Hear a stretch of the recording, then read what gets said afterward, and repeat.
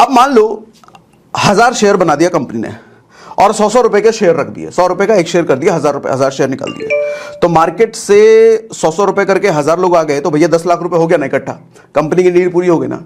अब सवाल उठता है कि लोग वो शेयर 100 रुपए में खरीदेंगे क्यों, उसको समझो।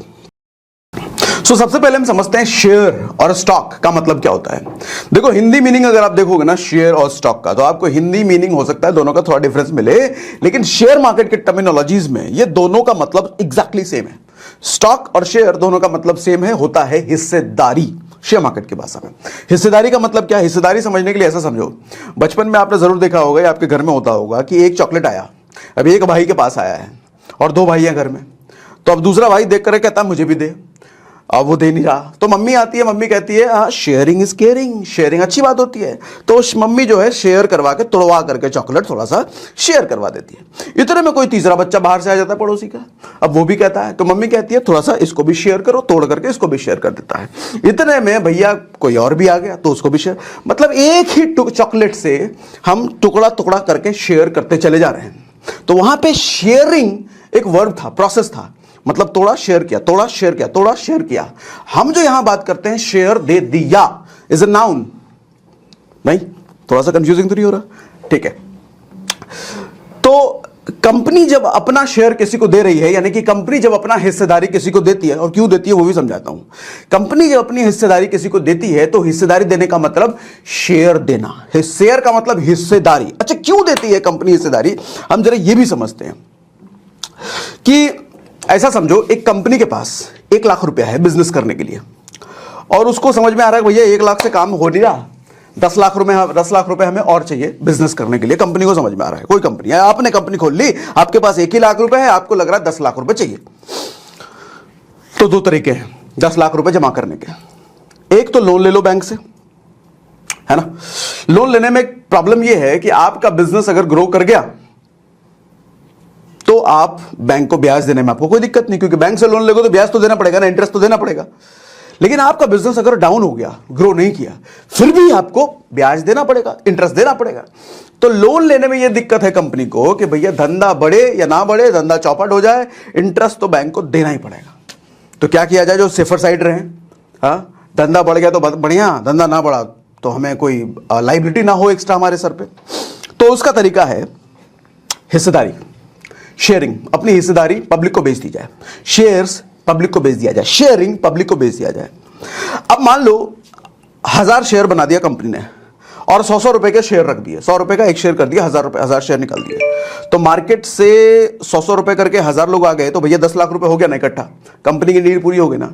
अब सवाल उठता है कि लोग वो शेयर 100 रुपए में खरीदेंगे क्यों, उसको समझो। वॉरेन बफे को जानते हो ना आप, वॉरेन बफे ने बहुत साल पहले एप्पल के इनिशियल डेज में 5.4% शेयर एप्पल का ले लिया था, ठीक है। और एप्पल के जो सीईओ हैं, एप्पल के सीईओ टिम कुक, वो टिम कुक की सैलरी लगभग 107 करोड़ सालाना है। कितनी है? 107 करोड़। और बहुत मेहनत करते हैं बेचारे, 12-15 घंटे खूब मेहनत करते हैं।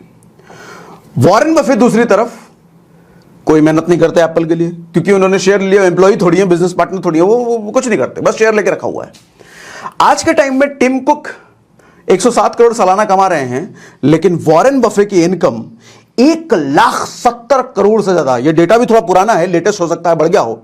1,70,000 करोड़ सालाना वॉरेन बफे कमाते हैं एप्पल से, बिना एप्पल के अंदर काम किए। समझ आया? ये पावर होती है हिस्सेदारी खरीदने की। लेकिन अगर अच्छी कंपनी की हिस्सेदारी खरीदी है तो आपका पूरा प्रोडक्शन, पूरा प्रेडिक्शन एनालिसिस सब कुछ ये बता रहा है कि भैया ये कंपनी अच्छी है, या इन बंदों ने जो खोला है ये बंदे में दम है, ये कंपनी को ऊपर उठा देंगे। और आपने हिस्सेदारी खरीद ली तो कंपनी जब ऊपर उठती है तो आपका भर का मुनाफा होता है। कंपनी का क्या फायदा है? कंपनी का क्या फायदा है भैया? इनिशियल डेज में उसको पैसे मिल गए, फंड आ गए, बिना रिस्क के फंड आ गए, ठीक। कंपनी इससे इसलिए हिस्सेदारी बेचती है और लोग हिस्सेदारी उस कंपनी की खरीदते हैं। वही होता है शेयर को बेचना, वही होता है शेयर को खरीदना, ठीक है, क्लियर। अब क्वेश्चन ये आता है, इतना फायदा अगर एप्पल जैसी कंपनी अपने शेयर होल्डर्स को दे रही है, तो एप्पल की नियत कल को खराब हो गई तो वो कहेगी मुझे नहीं देना शेयर होल्डर्स को इतना, सब पैसा मेरा। ऐसा कर सकती है क्या एप्पल? यानी कि इस प्रोसेस को कहते हैं शेयर डाइल्यूशन। शेयर डाइल्यूशन का मतलब 1 लाख शेयर मार्केट में हैं तो उस 1 लाख शेयर में से हो सकता है कि 10,000 शेयर, 20 लाख शेयर से 50,000 शेयर डाइल्यूट कर दे कंपनी, मतलब खत्म कर दे। कंपनी उसी शेयर को डाइल्यूट कर सकती है जो फ्री है, जो किसी ने लिए बेचे नहीं है, लिए नहीं है। अगर किसी के पास शेयर खरीदे हुए हैं वो शेयर डाइल्यूट नहीं हो सकते, वो तो है उसके पास, तो कंपनी का उस पर हक नहीं है। लेकिन समझने वाली बात यह है कि कोई भी कंपनी शेयर डाइल्यूट ना, बड़ी कंपनियों की बात करो, एप्पल, गूगल जैसी कंपनी, इंडिया में टाटा, अडानी, रिलायंस जैसी कंपनी, ये अपनी शेयर डाइल्यूट करती नहीं है। क्यों करेगी भैया? हाँ, डाइल्यूट तब होता है जब कंपनी, छोटी मोटी कंपनियां हैं, दिवालिया हो गया, मर रही कंपनी, घाटे में जा रही है, तो शेयर डाइल्यूट कर देती है। बड़ी कंपनियां ऐसा जनरली करती नहीं है। ठीक है, तो यहां पे रिस्क खत्म हो गया। अगर आपने अच्छी कंपनी, ग्रोइंग कंपनी, बड़ी कंपनी का शेयर ले रखा है तो टेंशन फ्री भैया, ये आपका एफडी, एलआईसी और जो इन्वेस्टमेंट होते हैं उससे ज्यादा सेफ एंड सिक्योर है अगर आपने अच्छी कंपनी का शेयर लिया है तो। अच्छी कंपनी की क्या डेफिनेशन है हम ये भी धीरे धीरे समझेंगे। ठीक है, यहां तक क्लियर? नाउ अब समझो मार्केट। शेयर बोल दिया हमने, शेयर के साथ साथ मार्केट भी आता है ना। मार्केट क्या होता है? मार्केट वो जगह होती है जहां पर किसी चीज की खरीद बिक्री होती है ना। मोबाइल आपको खरीदने जाना है, किसी मार्केट में गए, कपड़े खरीदने जाना है, किसी मार्केट में गए, जूते खरीदने जाना है, किसी मार्केट में गए, ऐसे शेयर खरीदने जाना है, किसी मार्केट में जाओगे ना, उस मार्केट को कहते हैं शेयर मार्केट। और उस शेयर मार्केट में शेयर्स की खरीद बिक्री होती है। तो इसीलिए शेयर मार्केट एक ऐसी जगह होती है जहां पर सारी कंपनियों के शेयर अवेलेबल हैं। वहां जाकर के आप शेयर खरीदो या वहां जाकर के आप शेयर बेचो, दोनों काम कर सकते हो, खरीद बिक्री। अब ये मार्केट है कहां? फिजिकली जिसकी एग्जिस्टेंस कहां है? फिजिकली जहां इसकी एग्जिस्टेंस है वहां आपको फिजिकली जाने की जरूरत नहीं है, क्योंकि आज के टाइम में सारा कुछ ऑनलाइन हो चुका है। आप घर बैठे उस मार्केट के अंदर बेच भी सकते हो, उस मार्केट से खरीद भी सकते हो। फिजिकल एग्जिस्टेंस इस मार्केट का मुंबई में है।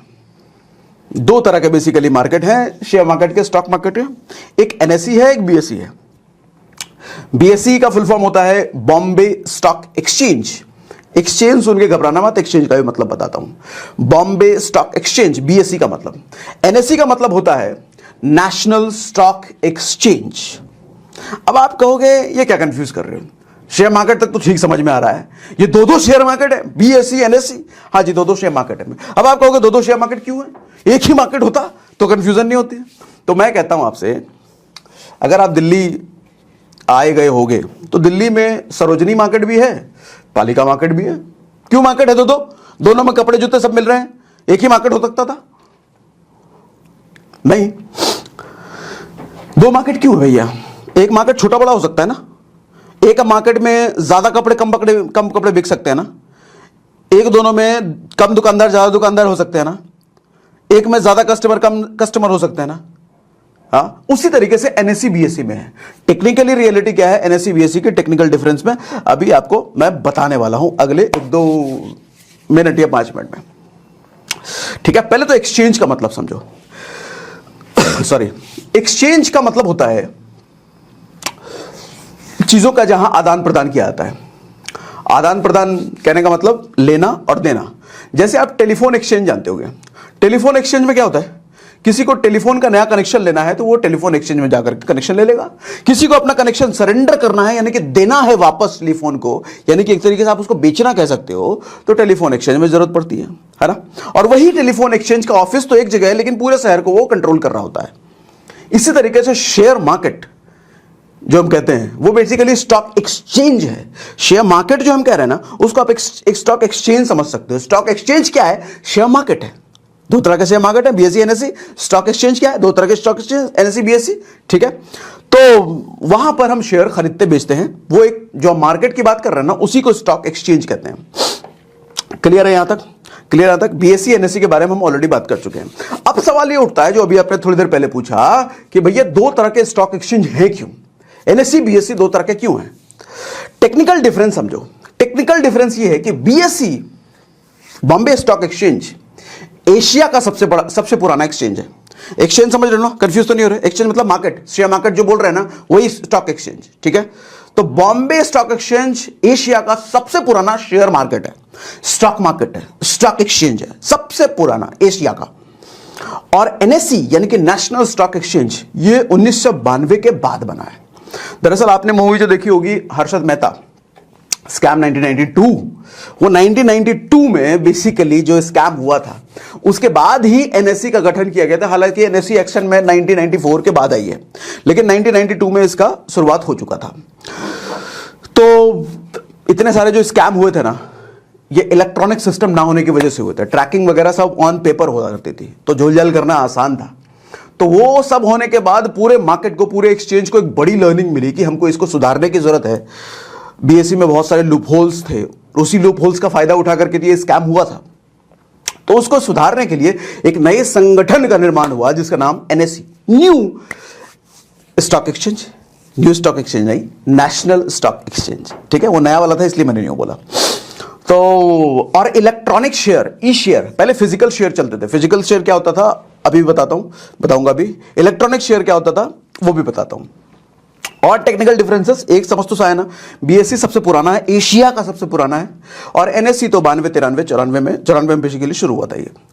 और बीएसई में अभी के टाइम पे लेटेस्ट डेटा अगर आप देखोगे तो 6000 से ज्यादा कंपनियां हो गई हैं, लेकिन ऑन एन एवरेज हम जो डेटा पढ़ते हैं वो यही पढ़ते हैं कि 5000 से ज्यादा कंपनियां बीएसई में लिस्टेड हैं। लिस्टेड कहने का मतलब, कंफ्यूज ना होना, लिस्टेड का मतलब रजिस्टर्ड है। जैसे कोई चीज कहीं रजिस्टर्ड होती है ना, आप अगर ड्राइविंग लाइसेंस बनवा रहे हो तो आपका ड्राइविंग लाइसेंस आरटीओ में रजिस्टर्ड है। वैसा ही जितनी कंपनियां हैं, 5000 से कंपनियों को जो बात कर रहा हूं, ये बीएसई में रजिस्टर्ड है।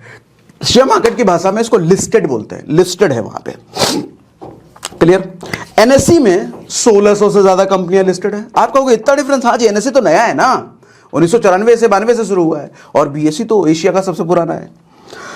और आप पूछो सर कौन सा बढ़िया रहेगा, किसमें ज्यादा अच्छा इन्वेस्टमेंट रहेगा, किसमें ज्यादा रिटर्न मिलेगा? ऐसा कुछ नहीं है, सवाल ही इनवैलिड है भैया। दोनों में कंपनियां हैं। हाँ, कुछ कंपनी में एनएससी में है, कुछ कंपनी में एएससी में है। दोनों में काम बिल्कुल एग्जैक्टली सेम होता है। किसमें ज्यादा कम रिटर्न मिलेगा ये ऐसा भी कुछ नहीं है। एग्जैक्टली सब काम सेम हो रहा है तो कोई फर्क ही नहीं पड़ता ना। नेक्स्ट, अब सवाल उठता है कि कोई कंपनी दोनों में हो सकती है क्या? हाँ, बिल्कुल हो सकती है। अब आप मान लो आपका कोई दुकान है, आपने कोई दुकान खोल रखा है इधर अपने शहर में, और आपका कारोबार इतना बड़ा हो गया है, अब आप अपने दुकान को दूसरे शहर में भी डालना चाहते हो, तीसरे में भी डालना चाहते हो, जो फ्रेंचाइजी जो हम समझते हैं। उसी तरीके से एक कंपनी इतनी बड़ी हो गई है, दोनों जगह हो सकती है। हिंदुस्तान लीवर एक कंपनी है, तो दोनों जगह बीएसई में भी है, एनएससी में भी है ना, हो सकती है। और कुछ होती भी है, लेकिन सारी नहीं। अब ना ये समझो कि बीएसई और एनएससी का परफॉर्मेंस हमको समझना है। परफॉर्मेंस समझने का मतलब क्या होता है आगे मैं समझ में जाता हूं। तो बीएसई और एनएससी, बीएसई में जैसे 5000 से ज्यादा कंपनियां हैं, एनएससी में 1600 से ज्यादा कंपनियां हैं। तो एक पैरामीटर बनाया गया कि भैया बीएसई की परफॉर्मेंस अगर हमको समझनी है कि बीएसई बढ़िया परफॉर्म कर रहा है, बढ़िया परफॉर्म मतलब मार्केट अगर ऊपर जा रहा है, तो कैसे समझूंगा? 5000 कंपनियां बीएसई में, 5000 कंपनियां, ऐसा तो है नहीं कि 5000 कंपनियां एक साथ ऊपर जाएगी एक साथ डाउन हो गया, ऐसा तो है नहीं। तो परफॉर्मेंस समझने के लिए इन्होंने क्या करा कि बीएसई से टॉप की जो 30 कंपनी है, टॉप की जो 30 कंपनियां हैं, मार्केट कैप के बेस पे, मार्केट कैप क्या होता है हम समझेंगे आगे। टॉप की 30 कंपनियां जो हैं उनको एक ग्रुप बनाया, ठीक है, और इस ग्रुप को इंडेक्स का नाम दिया। और इस इंडेक्स में सिर्फ 30 कंपनियों को रखा गया, टॉप की 30 कंपनियों को, ठीक है, और उसको इंडेक्स का नाम दिया।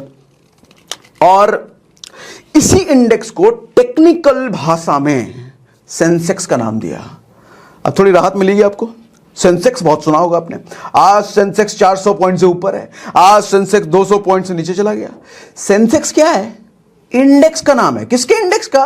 बीएसई के इंडेक्स का नाम है। और इंडेक्स किस बला का नाम है? ग्रुप है भैया, 30 कंपनियों का ग्रुप है, बस और कुछ नहीं। वो 30 कंपनियों के ग्रुप को अपने इंडेक्स बोला और इस इंडेक्स का टेक्निकल नाम सेंसेक्स बोल दिया। समझ रहे हो कितना आसान है? लेकिन टर्मिनोलॉजीज ऐसी बताई जाती है तो आदमी हार्ट अटैक आ जाए। सेंसेक्स क्या है पता नहीं, वो छोड़ तुझसे मगट नहीं, अरे कुछ नहीं, ग्रुप है। ओके, ऐसे ही एनएससी का, एनएससी में 50 कंपनी का ग्रुप बनाया गया। बीएसई में 30 और एनएससी में 50 कंपनियों का ग्रुप बनाया गया, और उस 50 कंपनियों का ग्रुप को इंडेक्स बोलते हैं, और उस इंडेक्स का टेक्निकल नाम निफ्टी है। आपने निफ्टी 50 सुना होगा, इसीलिए क्योंकि 50 टॉप कंपनियां हैं। अच्छा, अब क्या होता है कि ये 50 टॉप कंपनी, एनएससी का ये टॉप 50 कंपनी यानी कि निफ्टी डाउन जा रहा है। ये अब हम कब बोलेंगे? उस 50 कंपनियों में मैक्सिमम कंपनियां अगर गिर रही हैं, गिरने उठने का मतलब क्या होता है बताता हूं। गिर रही हैं तो एनएससी डाउन जा रही है। अच्छा, उन 50 कंपनियों में मैक्सिमम कंपनियां अगर उठ रही हैं, अच्छा शेयर चल रहा है, मार्केट अप चल रहा है, तो एनएससी अप चल रहा है। ऐसे ही सेंसेक्स डाउन कब बोलते हैं? उस 30 कंपनियों में, बीएससी के उस 30 कंपनियों ग्रुप में अगर डाउन जा रहा है तो मतलब बीएससी डाउन है। कितने पॉइंट से, कैसे वो पॉइंट की बात करते हैं वो भी हम आगे समझेंगे। कोई बोलता है 300 पॉइंट से नीचे, 400 पॉइंट से ऊपर है, वो उसका मतलब क्या होता है वो सब भी हम समझेंगे। फिलहाल ये समझ गए ना, बीएससी क्या, एनएससी क्या। बीएससी का इंडेक्स को सेंसेक्स, एनएससी का इंडेक्स को निफ्टी, और निफ्टी को ही निफ्टी 50। ठीक, क्लियर है तो मुझे कमेंट बॉक्स में बताओ, लिख के बताओ, क्लियर लिख के बताओ ताकि मुझे समझ में आए। ओके, नाउ अभी तक जो हमने समझ लिया, कुछ टर्मिनोलॉजीज हमने क्लियर कर ली। वो टर्मिनोलॉजीज क्या थी हमारी? शेयर्स हमने समझ लिया, बीएससी एनएससी हमने समझ लिया, इंडेक्स हमने समझ लिया, सेंसेक्स हमने समझ लिया, निफ्टी हमने समझ लिया, स्टॉक एक्सचेंज हमने समझ लिया। नाउ अब सवाल आता है कि कंपनी भैया ऊपर नीचे कैसे जाती है? कहते हैं ना कंपनी का शेयर आज बड़ा दमदमा करके ऊपर गया, कंपनी का शेयर डाउन गया। ये होता कैसे है? कैसे कोई कंपनी का शेयर ऊपर चला जाता है, कैसे कोई कंपनी का शेयर नीचे चला जाता है? कौन कंट्रोल करता है इसको? कौन करता है? कौन बैठा है जो शेयर नीचे कर दे रहा है? कौन बैठा है जो शेयर ऊपर कर दे रहा है? आपको समझाता हूं एग्जांपल से। सिनेमा देखने गए होगे आप, जैसे दिल्ली एनसीआर मेट्रो सिटीज में तो मैंने नहीं देखा है, लेकिन छोटे शहरों में अक्सर हुआ करता था। अभी के टाइम पे होता है कि नहीं होता मुझे नहीं पता, लेकिन पहले के टाइम पे हुआ करता था। जैसे मुझे याद है, एक बार मैं अपने होम टाउन में, बिहार के भागलपुर शहर में गया था तेरे नाम मूवी देखने के लिए, सलमान खान की जो आई थी, और बहुत भीड़, एकदम ताबड़तोड़ भीड़। तो अब टिकट काउंटर से तो टिकट मिल ही नहीं रहा, हाँ, वो इतनी लंबी लाइन। तो क्या होता है वहां पे कि ब्लैक करने वाले आ जाते हैं, और ब्लैक करने वाले टिकट महंगा देंगे। 50 रुपए का टिकट वो 200 में देंगे, 300 में देंगे, और लोग खरीदते हैं तो 200 रुपए देकर के, 300 रुपए देकर के, अरे मुझे दे। ऐसा क्यों हो रहा है? और उस सिचुएशन में कई बार होता है कि टिकट से काउंटर पूरा सोल्ड, ब्लैक ईयर के पास ही सिर्फ मिल रहा है, और ब्लैक ईयर ज्यादा अगर पता चला कि ब्लैक ईयर के पास 10 ही टिकट बचे हैं और 500 लोग हैं, तो 500 हजार की भी टिकट बेच सकता है, और लेते भी हैं लोग। क्या हो रहा है यहां पर? डिमांड और सप्लाई का गेम नहीं लग रहा आपको? मतलब डिमांड इतनी ज्यादा है उस मूवी के टिकट की, इतनी ज्यादा है कि भैया कैशियर उस 50 रुपए के टिकट का 200 मांग रहा है, सॉरी ब्लैक ईयर उस 50 के टिकट का 200 मांग रहा है, और लोग दे भी रहे हैं। सप्लाई कम, डिमांड ज्यादा, तो चीज की प्राइस बढ़ गई, उस चीज की प्राइस बढ़ गई। ऐसा ही शेयर मार्केट में होता है। जब लोग खरीदे जा रहे हैं तो सप्लाई कम होगी, डिमांड बढ़ी है ना, तो सप्लाई कम होगी, तो प्राइस भी बढ़ जाती है। प्राइस जब बढ़ती है तो मार्केट ऊपर की तरफ जाता है, मतलब ज्यादा पैसा आ रहा है ना मार्केट में, लोग खरीद रहे हैं तो पैसा दे रहे हैं ना, जब पैसा मार्केट में ज्यादा आ रहा है तो तक तक तक तक तक तक ऊपर। ऐसा ही आप फ्लाइट के एग्जांपल समझो। फ्लाइट की टिकट आप 3 महीने पहले लोगे ना, तो 3 महीने पहले आपको हो सकता है कि 3,000 का मिल जाए टिकट। आप 1 महीने पहले लोगे तो 5-6 हजार का मिलेगा। 10 दिन पहले लोगे तो हो सकता है 10,000 का मिले, और 1 दिन पहले उसी फ्लाइट की टिकट आप लेने जाओगे तो हो सकता है कि 15,000 20,000 का मिले। होता है ना ऐसा? मेक माई ट्रिप पे जाके देखो। ऐसा क्यों होता है? दरअसल 3 महीने पहले उस फ्लाइट की टिकट को लेने वाला कोई था ही नहीं, यानी कि डिमांड कम थी, सप्लाई ज्यादा था। सप्लाई ज्यादा का मतलब पूरा सीट खाली है, भी डिमांड कम मतलब कोई बुक ही नहीं करा रहा। लेकिन 1 दिन पहले क्या होता है कि टिकट बचे हैं, सीट बचा है फ्लाइट में मात्र 5, और लेने वाले 50 हैं। मतलब डिमांड बढ़ गई है, सप्लाई कम हो गया है, तो प्राइस बढ़ गई। उसी 3,000 की टिकट अब 15,000 20,000 का बिक रहा है। डिमांड सप्लाई का पूरा खेल है भैया। मार्केट अगर ऊपर जा रहा है तो समझ लो डिमांड बढ़ रही है, सप्लाई घट रही है। जब डिमांड बढ़ेगा तो सप्लाई तो घटेगा ही। अब शेयर्स अनलिमिटेड तो है नहीं भैया। 1 लाख शेयर अगर रिलायंस के मार्केट में है, मान लो एग्जांपल ले रहा हूं, 1 लाख शेयर अगर हैं तो वही 1 लाख शेयर घूमेगा ना। ऐसा तो नहीं कि डिमांड बढ़ रहा है, रिलायंस बोले तो डिमांड बढ़ रहा है क्या 5 लाख और ला दो, ऐसा नहीं होने वाला। तो वही 1 लाख सब शेयर घूम रहा है। तो डिमांड जब बढ़ रही है तो सप्लाई घटेगी, प्राइस बढ़ेगा, मार्केट ऊपर जाएगा। लेकिन लोग ज्यादा बेचे जा रहे हैं, अपना पैसा वापस निकाल रहे हैं, तो मार्केट मतलब नीचे की तरफ जा रहा है। ठीक है, कौन कंट्रोल करता है? समझ आ गया ना? ये डिमांड सप्लाई का खेल है। जो इन्वेस्टर होते हैं, इन्वेस्टर मतलब हम बेच रहे हैं और हम खरीद रहे हैं, तो हम इन्वेस्टर हैं। इन्वेस्टर का मतलब सिर्फ पैसा लगाने वाला नहीं, जो बेच भी रहा है ना वो भी इन्वेस्टर ही कहलाएगा। मतलब जो भी, समझाता हूं आगे, इन्वेस्टर ट्रेडर में आता हूं तो समझाता हूं। ठीक है, कंट्रोल शेयर मार्केट? कौन कंट्रोल करता है पूरा मार्केट? दरअसल कंट्रोल जैसा वर्ड गलत है, हु रन शेयर मार्केट सही सवाल यह है कि चलाता कौन है इसको। तो मोटा मोटी अगर बताऊं तो बीएसई एनएसई आप मान सकते हो, वैसे सीडीएसएल का रोल आता है वो बाद में बताऊंगा, लेकिन मोटा मोटी आप समझो कि एनएसई बीएसई चलाता है इसको, ठीक है। एनएसई बीएसई दो शेयर मार्केट हैं, जो मार्केट हैं वहीं तो सारा खेल हो रहा है मोटा मोटी। हम डेप्थ में जाएंगे तो और नई चीजें निकल के आएंगे, लेकिन मोटा मोटी यही समझो कि एनएसई बीएसई। और इन सब के ऊपर जो इनके दादाजी बैठे हैं वो सेबी बैठा है, SEBI, सेबी। सेबी का मतलब होता है securities and exchange board of India. Exchange का वर्ड आपको पता होगा, बोर्ड ऑफ इंडिया का मतलब आपको पता होगा। सिक्योरिटीज सुन के आप थोड़ा सा डरे होगे, भैया सिक्योरिटीज कहां से आ गया, सिक्योरिटी गार्ड देती है क्या? नहीं, सिक्योरिटी गार्ड नहीं देती है। सिक्योरिटीज का मतलब हम आगे समझेंगे, ठीक। फिलहाल ये समझो कि सेबी का मतलब securities and exchange board of India. अच्छा, सेबी क्या है मोटा मोटी ये समझो। सेबी बेसिकली रूल्स बनाती है इन्वेस्टर्स के साथ। बहुत टाइम पे धांधली बहुत गलत होता था, तो सेबी पिक्चर में आई, बोली कि मैं अब रूल बनाऊंगी सबके लिए। जैसे रिसेंटली प्रॉपर्टी के लिए रेरा आया, प्रॉपर्टी में कई सारे घपले होते थे, बायर्स के साथ बड़ा नुकसान होता था, फ्लैट मिलता ही नहीं था, तो रेरा आया, अपने नियम कानून बनाए, जो प्रॉपर्टी बेचने वाला है उस नियम कानून को फॉलो करना पड़ेगा। इस तरीके से बैंक्स में आरबीआई के बिना किसी भी बैंक में पत्ता नहीं हिल सकता, आरबीआई के रूल चलेंगे। इसी तरीके से IRDA, इंश्योरेंस कितनी भी कंपनियां हैं भैया, IRDA के रूल्स को फॉलो करना पड़ेगा। इसी तरीके से स्टॉक मार्केट में सेबी का रूल चलता है, सेबी के मर्जी के बिना एक पत्ता नहीं हिल सकता।